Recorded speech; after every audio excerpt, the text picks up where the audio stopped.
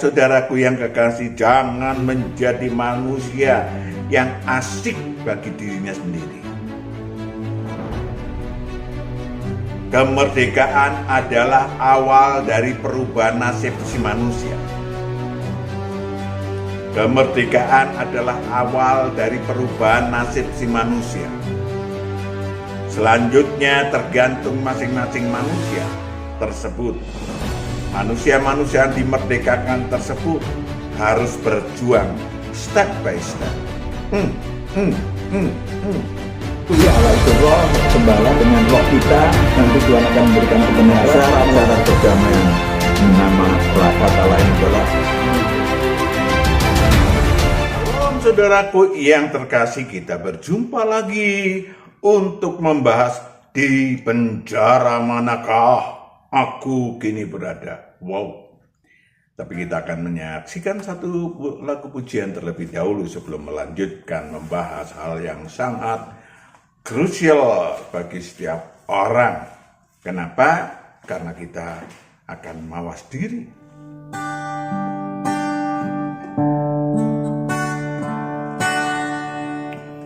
Tuhan, ku rindu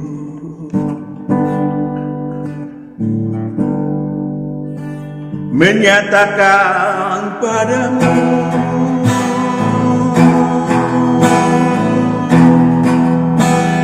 Kaulah segalanya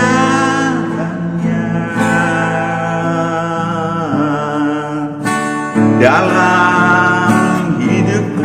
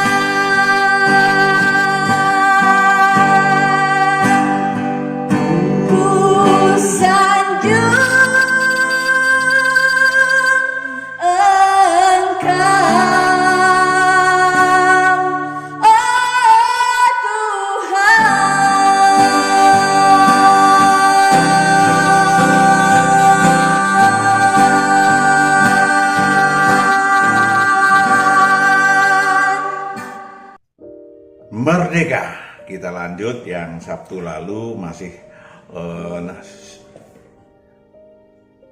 kondisi memperingati hari kemerdekaan RI yang ke-79. Amin. Masalah utama dalam kehidupan kita adalah ketika kita melihat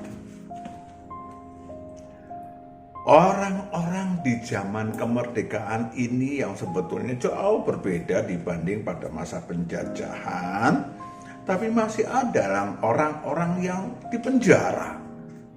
Katanya merdeka, kok ada orang di penjara? Entah itu di penjara kali maling ayam atau karena korupsi. Saudaraku yang kekasih, yang saya ingin sampaikan, Pak Matius ingin sampaikan adalah hal-hal yang terkait dengan kebenaran ilahi tentang penjara yang sebetulnya dimiliki, dirasakan oleh orang-orang yang telah dimerdekakan Tuhan.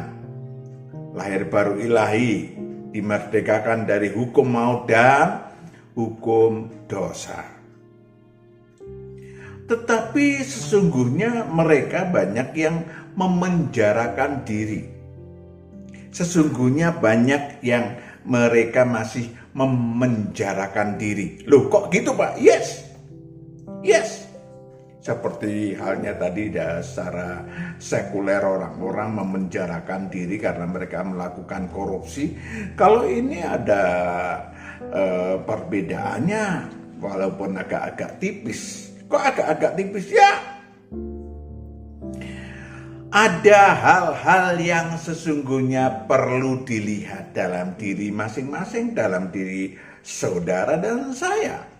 Yakni, apakah kita memang memiliki tanggung jawab pasca dimerdekakan, pasca merdeka? Banyak orang nuntut, alah begini begono, tetapi tidak melakukan apa-apa. Boro-boro jadi pahlawan, ya, cuman ngerusuin aja kerjaan.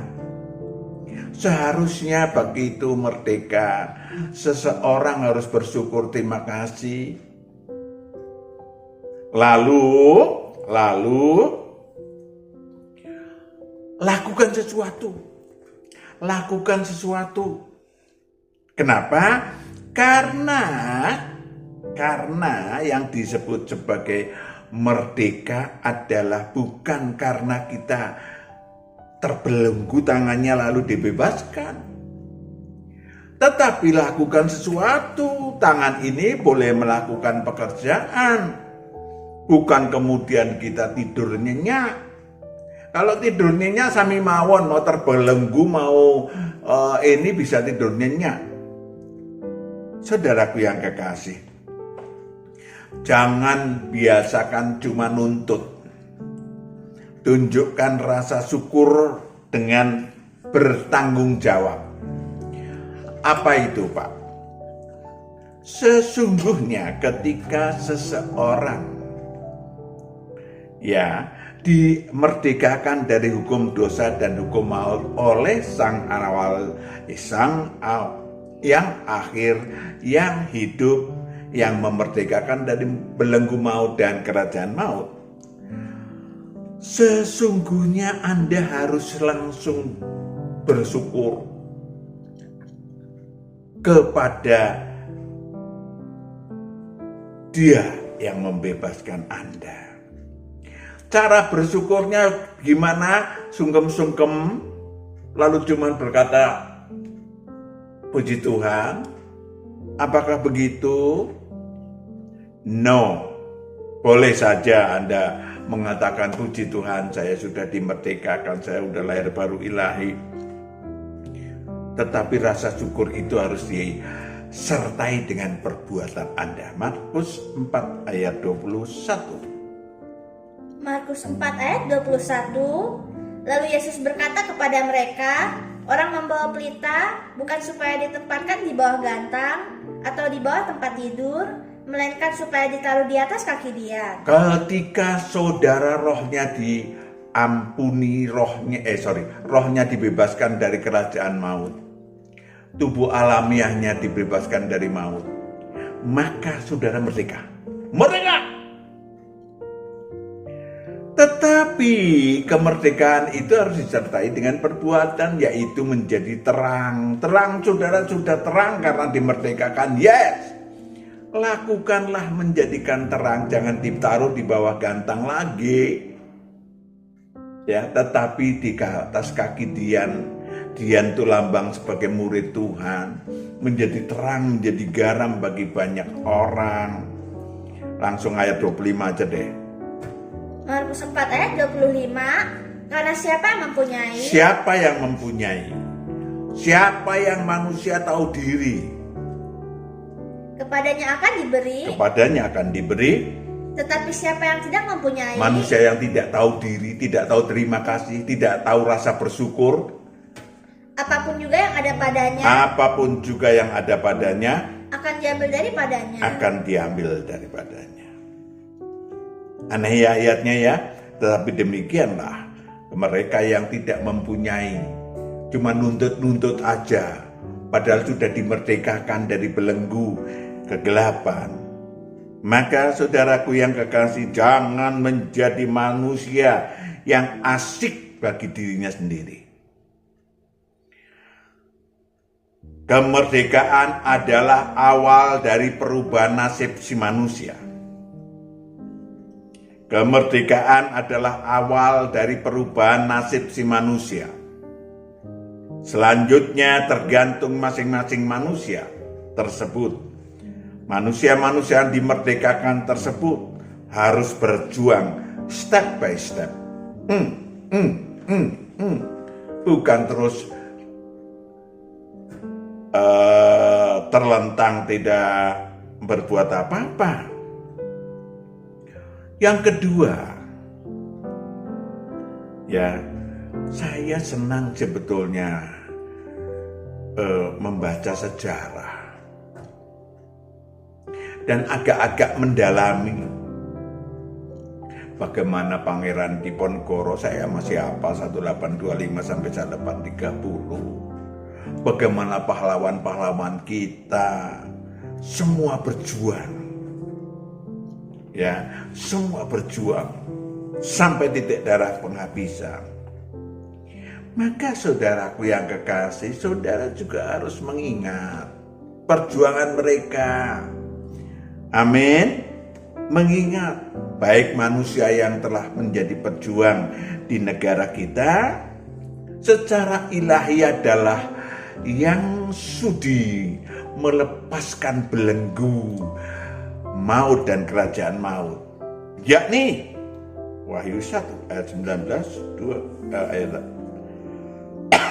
Wahyu 1 ayat 19 sampai 20. Wahyu 1 ayat 19 sampai 20. Karena itu tuliskanlah apa yang telah kau lihat, baik yang terjadi sekarang maupun yang akan terjadi sesudah ini.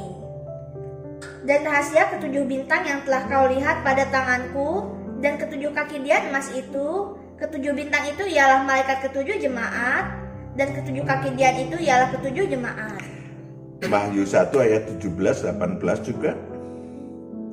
Wahyu 1 ayat 17 sampai 18. Ketika aku melihat dia, tersungkurlah aku di depan kakinya, sama seperti orang yang mati, tetapi ia meletakkan tangan kanannya di atasku, lalu berkata, jangan takut. Jangan takut. Aku adalah yang awal dan yang akhir. Aku adalah yang awal dan yang akhir. Dan yang hidup. Dan yang hidup.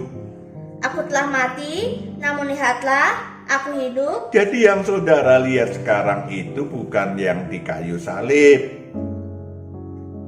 tetapi yang rohnya yang di kayu salib. Kalau yang di kayu salib tubuh alamiahnya, yang saudara lihat rohnya yang hidup. Lanjut. Sampai selama-lamanya. Hidup sampai selama-lamanya.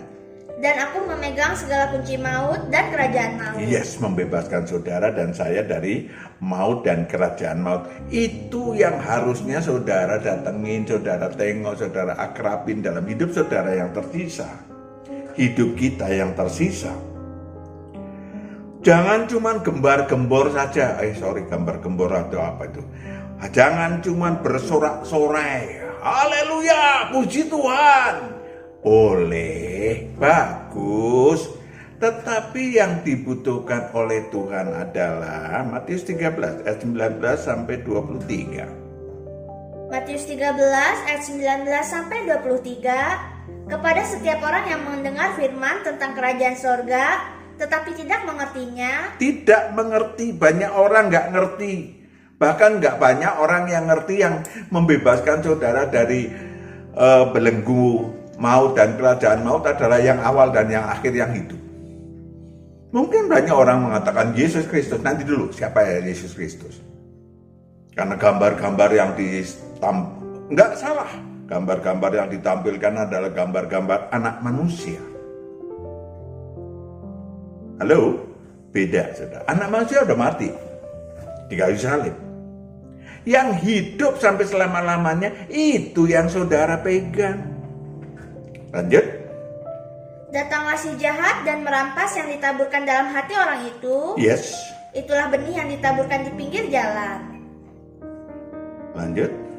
Benih yang ditaburkan di tanah yang berbatu-batu ialah orang yang mendengar firman itu. Orang yang mendengar firman itu. Dan segera menerimanya dengan gembira. Haleluya, puji Tuhan. Amin. Tetapi ia tidak berakar. Tidak berakar. Lalu? Dan tahan sebentar saja. Tahan sebentar. Keluar dari bait Allah. Beda lagi. Sudah lain. Lanjut. Apabila datang penindasan atau penganiayaan. Apalagi ada penindasan dan penganiayaan dalam hidupnya. Hari selanjutnya, bahkan hari itu. Karena firman itu, orang itu pun segera murtad. Murtad. Ya, nggak inget tadi teriak-teriak apa. Paling keras suaranya. Saudaraku yang kekasih, lanjut. Yang ditaburkan di tengah semak duri ialah orang yang mendengar firman itu, lalu kekhawatiran dunia ini dan tipu daya kekayaan menghimpit firman itu sehingga tidak berbuah. Adalah mereka yang demikian. Yang paling indah di mata Tuhan adalah yang ditaburkan di tanah yang baik ialah orang yang mendengar firman itu, mendengar firman itu dan mengerti. Jangan langsung overreacting.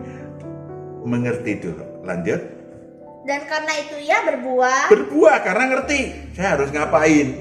Untuk Tuhan saya harus apakan? Bukan cuma haleluya, puji Tuhan, Allah yang hebat, amin. Tetapi mengerti. Lanjut. Ada yang 100 kali lipat, ada yang 60 kali lipat, ada yang 30 kali lipat. Berbuah. Berubah dirinya menjadi lebih baik. Karakter buruknya dibuang. Kenajisannya dibuang habis. Setiap hari. Lalu menjadi terang, menjadi garam tadi bagi banyak orang. Itu namanya mengerti dan berbuah. Iya kan? Saudaraku yang kekasih, manusia yang dihargai, dicintai oleh Tuhan adalah manusia yang tahu balas budi. 1 Korintus 6 ayat 19 sampai 20. 1 Korintus 6 ayat 19 sampai 20. Atau tidak tahukah kamu bahwa tubuhmu adalah bait Roh Kudus yang diam di dalam kamu, Roh Kudus yang kamu peroleh dari Allah, dan bahwa kamu bukan milik kamu sendiri. Kamu bukan milik kamu sendiri karena sebab kamu telah dibeli. Sebab kamu telah dibeli Dan harganya telah lunas dibayar. Karena itu muliakanlah Allah dengan tubuhmu. Muliakan Allah dengan tubuhmu. Itu manusia yang tahu balas budi. Bukan cuma nuntut-nuntut aja. Kalau udah nuntut-nuntut aja tanpa mengerti dan nggak tahu balas budi, ujung-ujungnya adalah menghujat.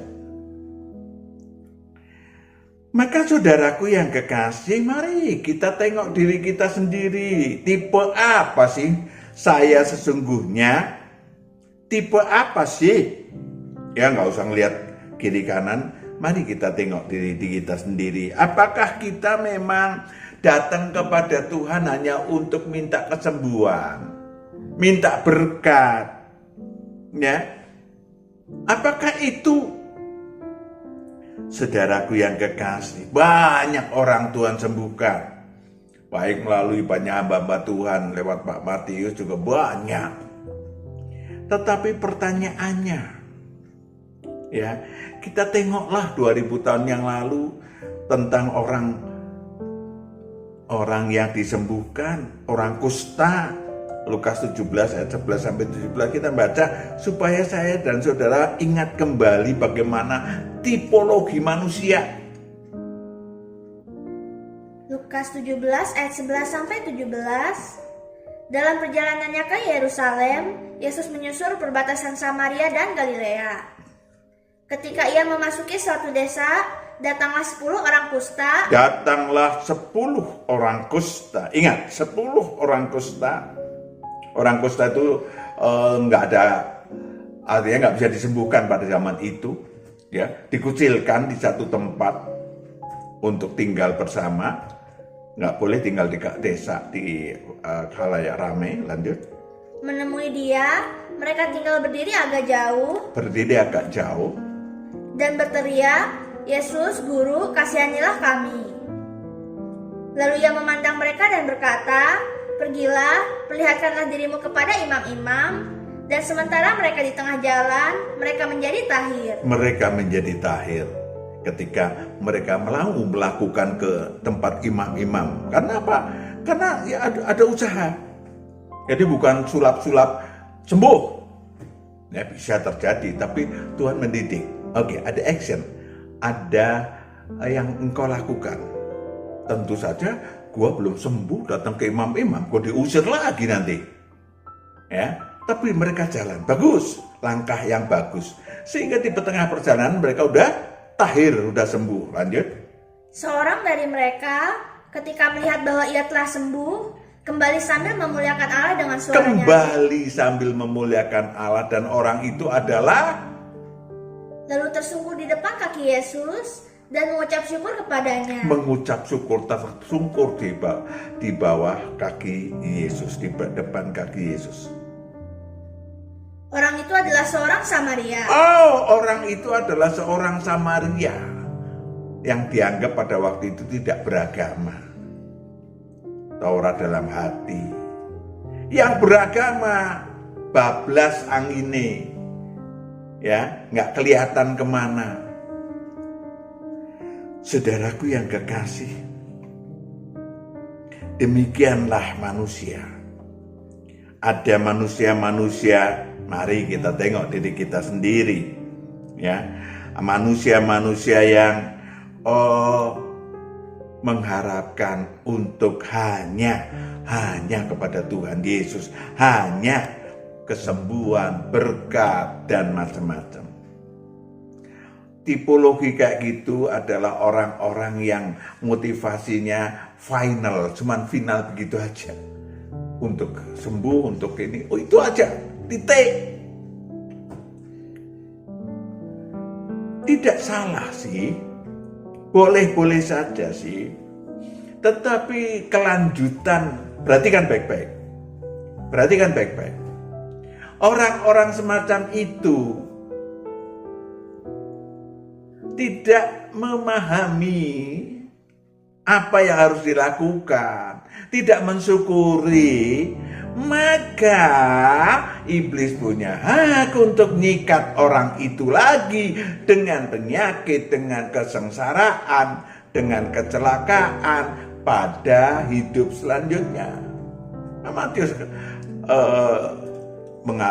memiliki banyak kasus yang kayak gitu. Udah sembuh.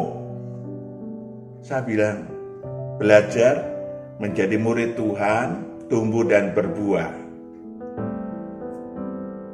Tetapi mereka sudah larut dengan kegembiraan, lalu kemudian lupa apa yang harus dilakukan untuk Tuhan, bukan untuk Pak Matius.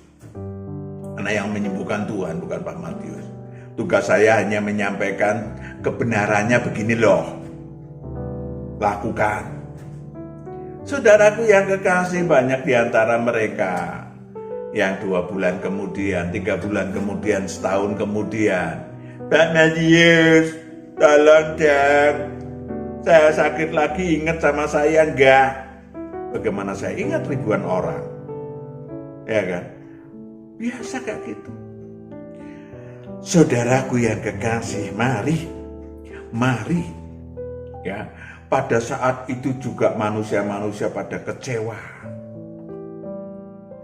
Pada saat 2000 tahun yang lalu kecewa kepada Yesus, kepada anak manusia. Kenapa?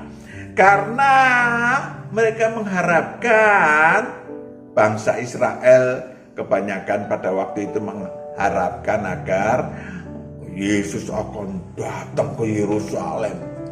Tidak masalah naik kuldi, mereka melepaskan baju-bajunya menghormati, haleluya. Wahai sang raja, sesungguhnya yang diharapkan adalah mengusir pemerintahan dari Roma, ya, kemudian menjadi raja di sana. Karena mereka percaya ini orang sakti. Saudaraku yang kekasih, Yesus turun ke bumi bukanlah untuk itu. Maka mereka kecewa. Orang-orang yang mengharapkan hal-hal yang hanya atau bermotivasi hanya untuk berkat, tok, untuk kesembuhan, tok, mereka akan kecewa, saudara. Mereka akan kecewa. Saudaraku yang kekasih, bahkan mereka bisa menghujat. Salibkan, salibkan, biarin dosanya ditanggung oleh saya dan anak-anak cucu saya. Itu yang terjadi. Saudaraku yang kekasih, Yesus adalah manusia 100% dan Tuhan 100%, rohnya adalah Allah 100%, tubuh alamiahnya adalah manusia 100%. Maka ketika mereka cuma mengharapkan anak manusia doang, karena dia hanya bersaksi, ya, bukan ikut rohnya. Seperti yang dilakukan oleh Nikodemus yang ngumpet-ngumpet malam-malam, sang tokoh agama Yahudi waktu itu, ya, tanya, kemudian menganggap Yesus itu guru dan nabi, dan kemudian Tuhan katakan engkau harus lahir kembali. Oh, apakah masuk kembali ke dalam rahim ibuku? Logikanya jalan. Saudaraku yang kekasih, banyak orang demikian. Ya, logika lebih pinter, lebih canggih, merasa lebih canggih daripada suara hati. Amin. Seperti juga Nikodemus. Ada lagi manusia-manusia yang hanya mencari berkat, kembali seperti tadilah, berkat jasmani. Tuhan kasih ribuan orang, 5.000 orang lebih bisa Tuhan memperlihatkan bagaimana roti, berapa kedul, ikan berapa ekor, kemudian menjadi bertumpuk-tumpuk, kenyang semua, ada yang bawa pulang. Saudaraku yang kekasih, bisa. Cuman ketika mereka kembali datang mencari Yesus. Ya. Yohanes 6 ayat 22. Yohanes 6 ayat 27. Yohanes 6 ayat 27. 26 dulu coba. Yohanes 6 ayat 26 sampai 27. Yesus menjawab mereka, "Aku berkata kepadamu, sesungguhnya kamu mencari aku. Sesungguhnya kamu mencari aku. Bukan karena kamu telah melihat tanda-tanda." Bukan kamu telah melihat tanda-tanda. Yang dilihat itu adalah berkatnya, Mas. Bukan tanda-tanda ilahi. Bukan masuk ke dalam relung rohnya, relung hatinya. Tetapi di sini. Dan di sini. Lanjut. Melainkan karena kamu telah makan roti itu dan kamu kenyang. Kamu kenyang. Itu aja banyak yang dicari. Itu soal kecil. Maka seharusnya setiap orang mengarahkan diri untuk datang kepada Tuhan. Ayat 27. Bekerjalah bukan untuk makanan yang akan dapat binasa, melainkan untuk makanan yang bertahan sampai kepada hidup yang kekal, yang akan diberikan anak manusia kepadamu. Iya, bekerja untuk Tuhan. Tidak disuruh kok meninggalkan hal-hal yang sekuler. Lanjut. Sebab dialah yang disahkan oleh Bapa Allah dengan meterainya. Iya. Ayo kerjasama dengan Tuhan. Ayo ketika saudara mulai melakukan kerjasama dengan Tuhan, apalagi di dalam kerajaan Allah, digandeng, saudara digandeng mau ngikut. Begini saudara.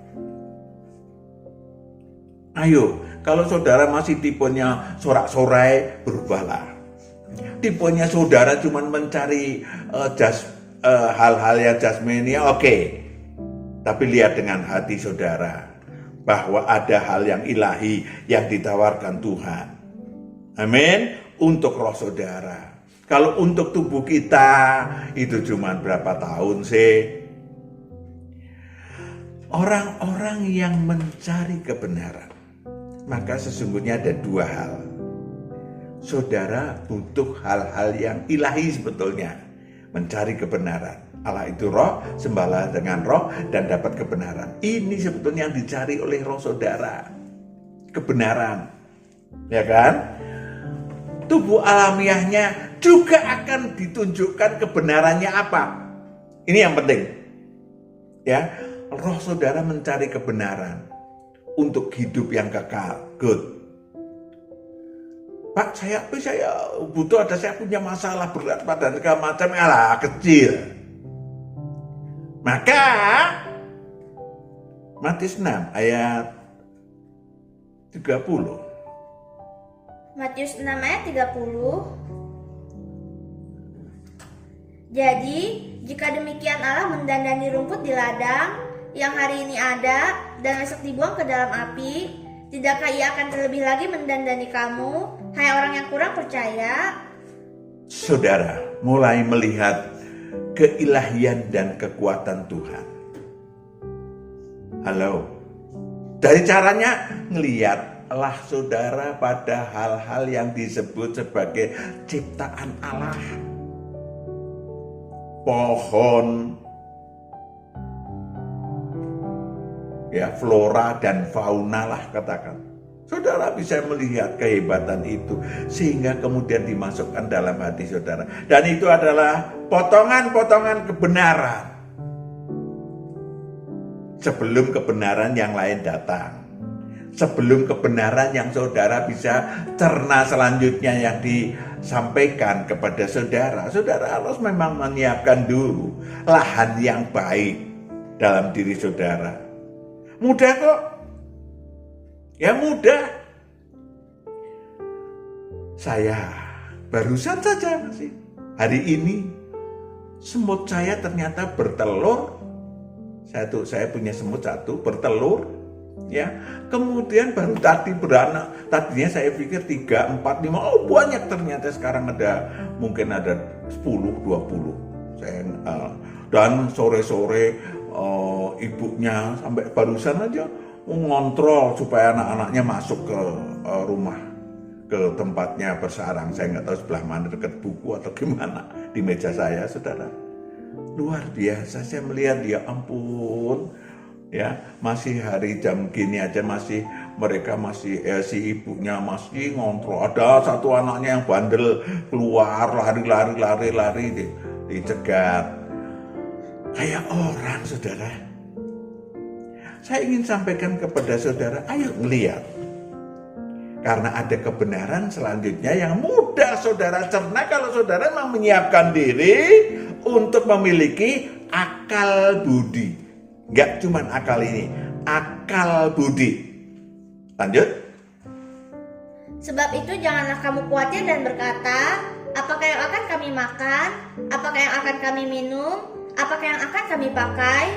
Semua itu dicari bangsa-bangsa yang tidak mengenal Allah. Nah, saudara mengenal Allah atau tidak mengenal Allah? Kalau mengenal Allah atau belum mengenal Allah, lihat ciptaan-ciptaan Allah.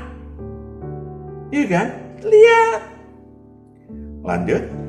Akan tetapi Bapamu yang di surga tahu bahwa kamu memerlukan semuanya itu. Yes. Dia tahu Anda memerlukan semua itu. And then? Tetapi carilah dahulu kerajaan Allah dan kebenarannya. Carilah dahulu kerajaan Allah. Hubungan saudara dengan Tuhan. Keakraban saudara dengan Tuhan yang sudah disediakan Tuhan. Ya, memerdekakan lalu saudara akrab dengan Tuhan. Itu sudah ada sejak 2000 tahun yang lalu. Nikmati itu hubungan dengan Tuhan. Sehingga Allah itu roh, sembahlah dengan roh saudara. Dan lanjut, maka semuanya itu akan ditambahkan kepadamu. Tuhan akan memberikan kebenaran kepada saudara. Ya kan? Banyak tanya, Pak, kalau saya berdoa kan pasti didengar. Tapi pertanyaannya adalah, ya berdoalah, oke.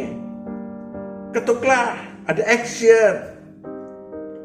Tentu ada hal yang dikatakan, Tuhan gak akan memberikan ular kalau Anda minta roti. Ya kadang-kadang repot kan kalau saudara sendiri gak ngerti yang diminta itu ular. Iya kan?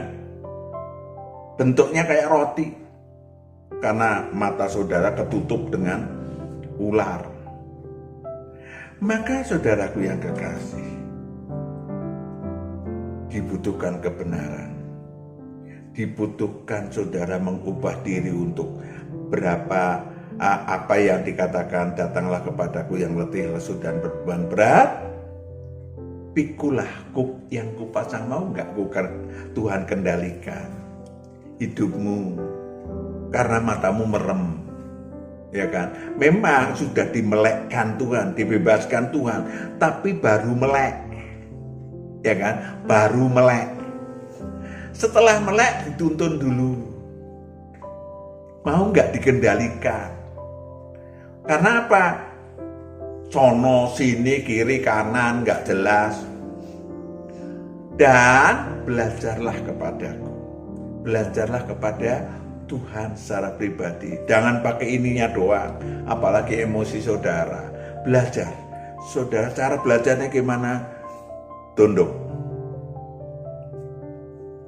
taat, dan tekun.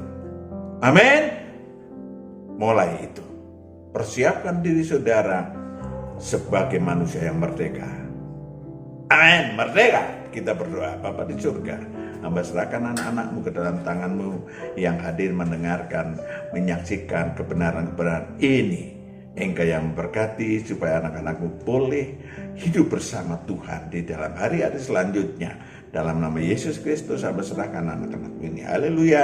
Amin. Tuhan berkati. Shalom.